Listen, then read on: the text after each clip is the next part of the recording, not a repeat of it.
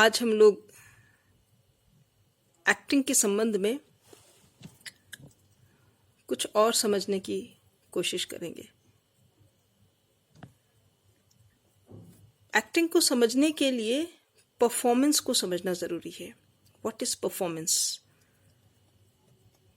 क्योंकि एक्टिंग भी परफॉर्मेंस का एक पार्ट है और परफॉर्मेंस भी एक्टिंग का एक पार्ट है।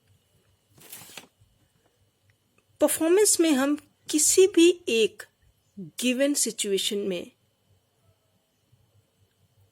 अपना दिया हुआ रोल प्ले करते हैं। जैसे क्लासरूम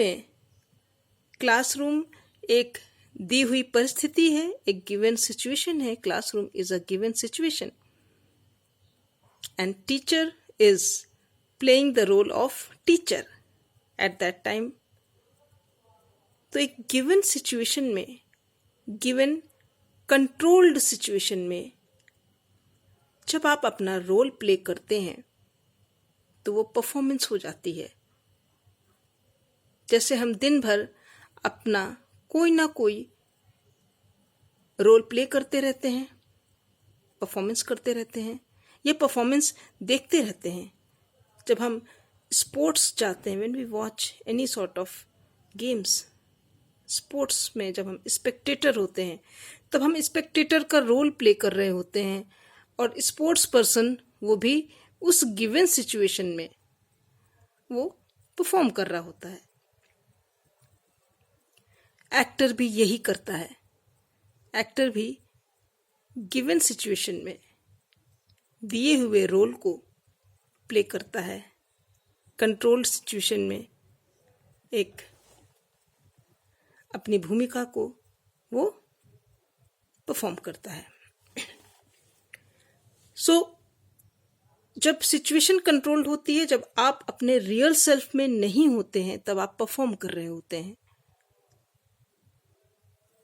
मैक्सिमम टाइम आप अपने रियल सेल्फ में नहीं होते हैं।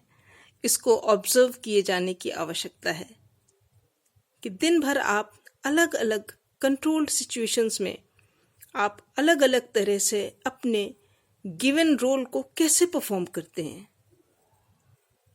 तो सेल्फ की एनालिसिस बहुत महत्वपूर्ण हो जाती है। जब आप अपने रियल सेल्फ को जान जाएंगे, जानने लगेंगे, संपूर्ण रूप से जानना तो बहुत मुश्किल है। सेल्फ की एनालिसिस एक प्रोसेस है।